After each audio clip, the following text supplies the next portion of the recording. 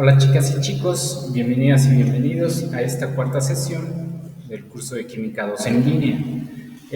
Antes de empezar con el tema principal, que son las aplicaciones de la química orgánica, o bien la mirada a nuestro alrededor, en donde se encuentran las moléculas, todos estos enlaces que hemos visto, quisiera retomar, partir de lo que vimos o lo que terminamos en la sesión anterior. En la clase pasada nosotros vimos cómo nombrar a estas cadenas ramificadas, a los alcanos. Entonces, siguiendo la regla IUPAC, para nombrar a estas cadenas, nos decía que debemos de elegir la cadena más larga, en donde se encuentran estas ramitas, y después numerarla a partir de donde encontremos el primer enlace, el primer etil al que estamos uniendo. Entonces, nosotros en este caso nombramos o numeramos a partir del lado izquierdo a esta cadena como 1, 2, 3, 4, 5 y 6. Luego vemos que en el 2 se encuentran dos metiles y en el 4 se encuentra un etil.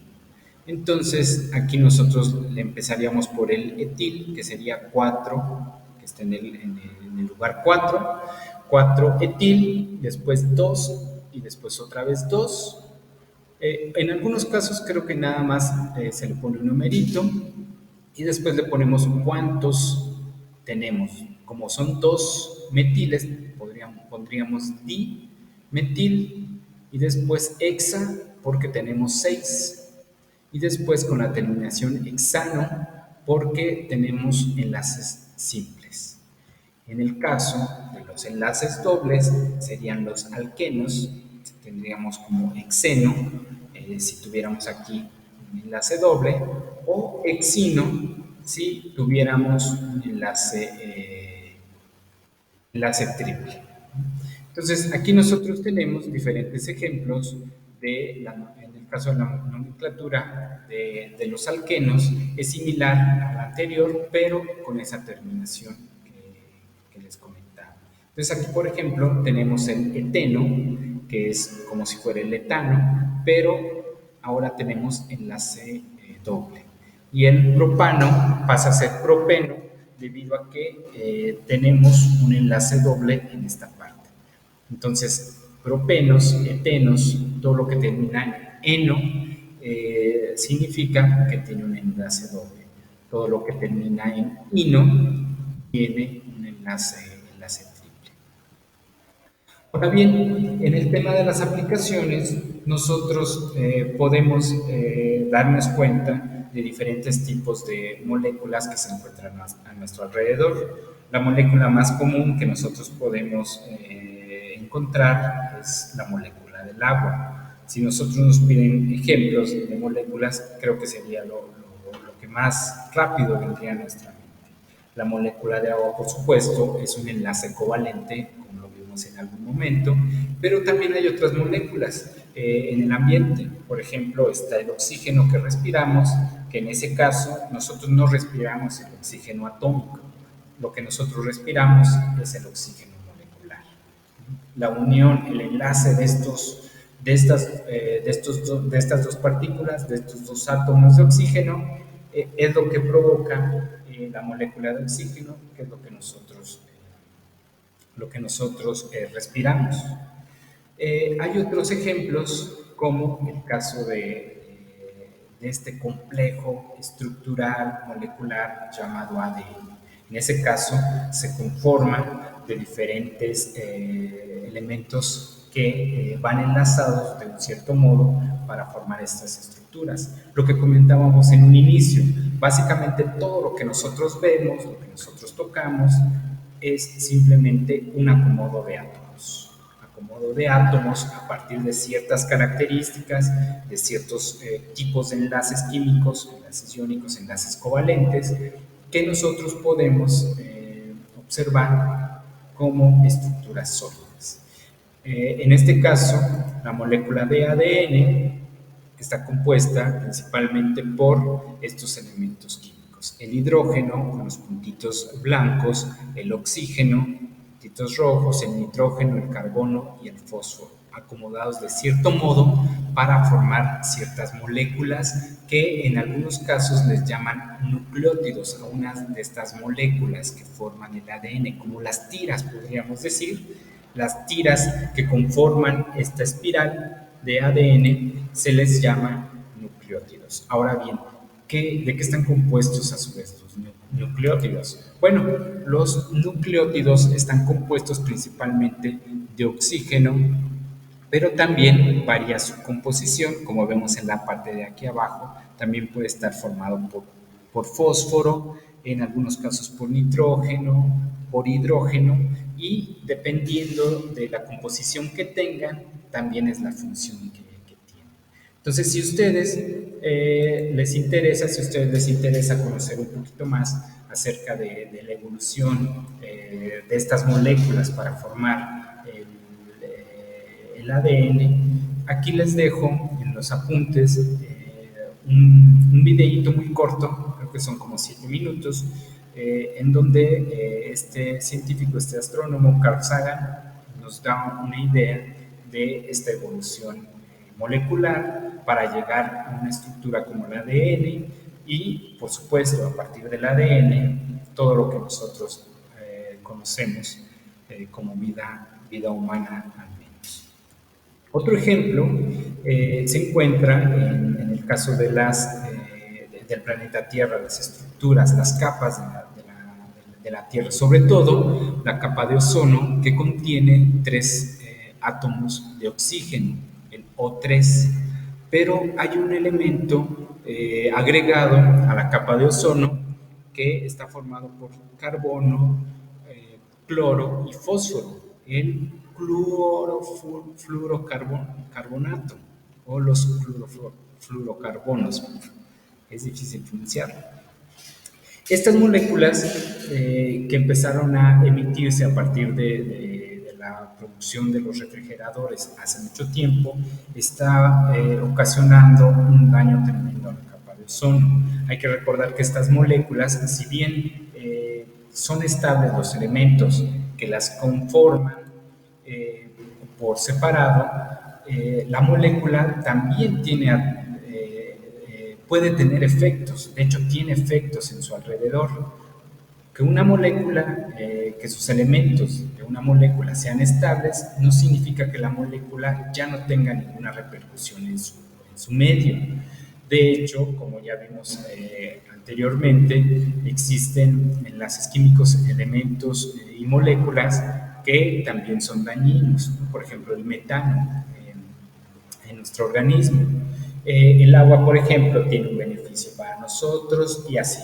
Entonces las moléculas tienen reacciones con su entorno. En el caso de esta molécula de clorofluorocarbono, tiene una repercusión grave en la capa de ozono. Interactúa con otras moléculas, empieza a interactuar, a desprender electrones, a desprender átomos de otras moléculas y empieza a provocar un daño en la capa de ozono.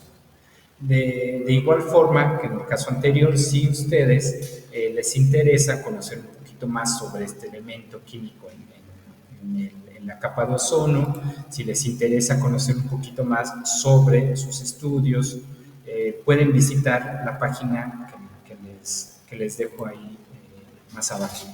Y bueno, en el recuadro hay un dato muy interesante sobre el investigador mexicano, el químico Mario Molina, que ganó el premio Nobel, le dieron el premio Nobel junto a estas dos personas, a Paul Cruzen y Frank Sherwood, en 1985, por sus investigaciones acerca de las moléculas químicas en la capa de ozono y cómo éstas estaban afectando precisamente a la capa de ozono. ¿Cuál es la afectación más grave del daño de la capa de ozono? Una es que puedan pasar los rayos ultravioleta y que libremente, por supuesto, porque cruzan, pero no tan libremente, y que nos afecten a nosotros como organismos en constitución mayor, pero también a los microorganismos como las algas y demás que se encuentran en los mares, por ejemplo, a las plantas también y demás seres vivos. Y otro es el aumento de la temperatura debido al efecto invernadero que este provoca, lo que ocasiona el exceso de sustancias, de partículas en la atmósfera, como este del cloro, del carbono y el flúor combinados, o el dióxido de carbono en exceso, es que permite el paso de los rayos del sol, pero a la hora de salir ya no pueden cruzar todos. Lo que sucede es que reciben los rayos del sol, pero ya no los deja escapar. Por eso es lo han nombrado como un efecto invernadero, donde se forma como una capa de plástico en donde se vuelve más caliente su interior. Y bueno, otro ejemplo de donde podemos encontrar las moléculas son en el exterior de nuestro planeta. Por ejemplo, lo que detectó recientemente el telescopio espacial James Webb es que en uno de los exoplanetas, un planeta muy lejano, se encontraron moléculas de dióxido de carbono.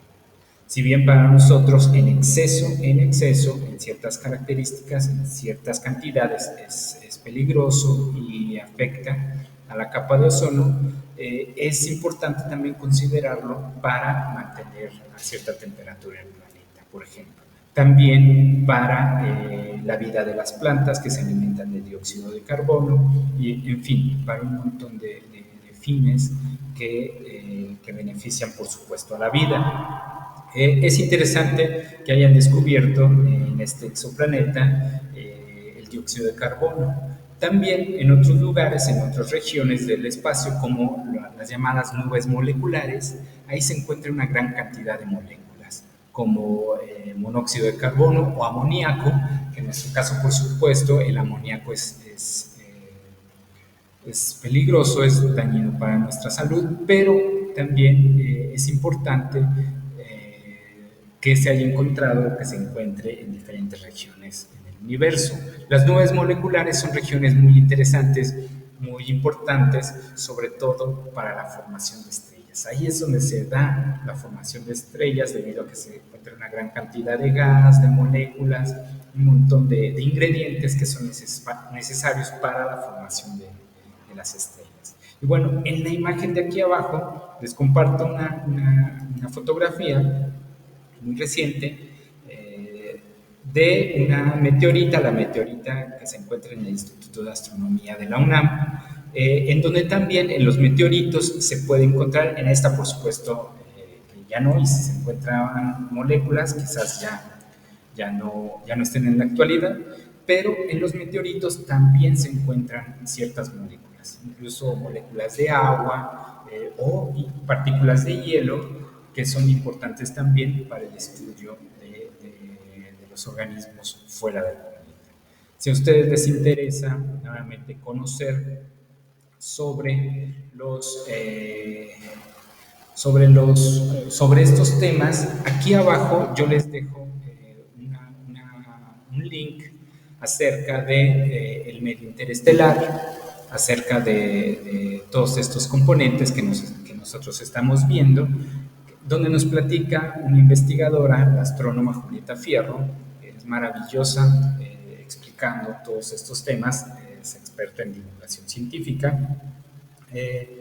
Y también ustedes pueden ingresar a diferentes páginas, por ejemplo, a la página del Instituto de Astronomía de la UNAM, a las páginas del Instituto Politécnico Nacional, por ejemplo, al del INAHOE en Puebla, al del observatorio en San Pedro Mártir, allá en Baja California, y bueno, una gran cantidad de telescopios también internacionales, en donde hacen estudios del medio interestelar y de lo que conocen como astrobiología.